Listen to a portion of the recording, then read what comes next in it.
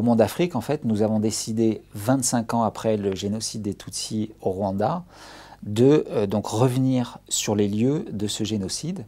Donc on a choisi 9 lieux qui étaient emblématiques de ce génocide.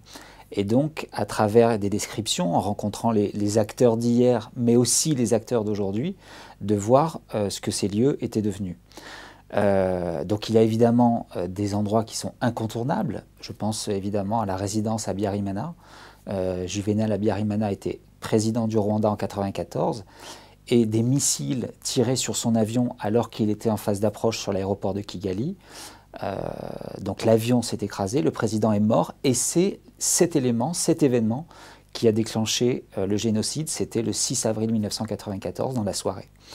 Donc il y avait évidemment, on est retourné sur les lieux de là où habitait Juvénal Habyarimana, donc l'ancienne résidence présidentielle, et il se trouve, et c'est une coïncidence incroyable, que des débris de l'avion sont tombés au sein même de la résidence de l'ancien président, et qu'ils y sont toujours 25 ans après.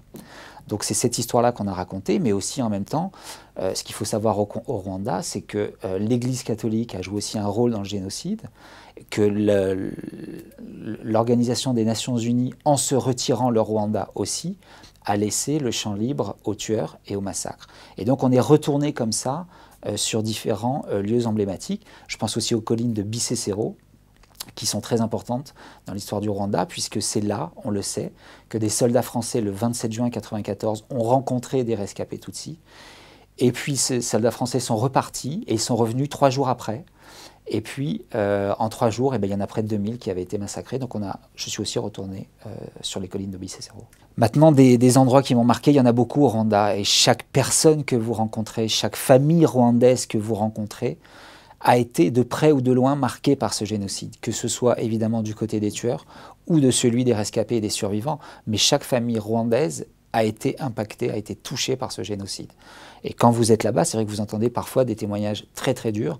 Je pense par exemple à des témoignages de rescapés, de survivants qui étaient dans l'église de Kibuye, où il y a eu un massacre absolument atroce. Je pense aux rescapés qui étaient à l'école technique officielle de Kigali. J'ai rencontré à ce moment-là 2 rescapés. C'est vrai que leurs témoignages sont assez glaçants et c'est vrai que ça vous bouleverse.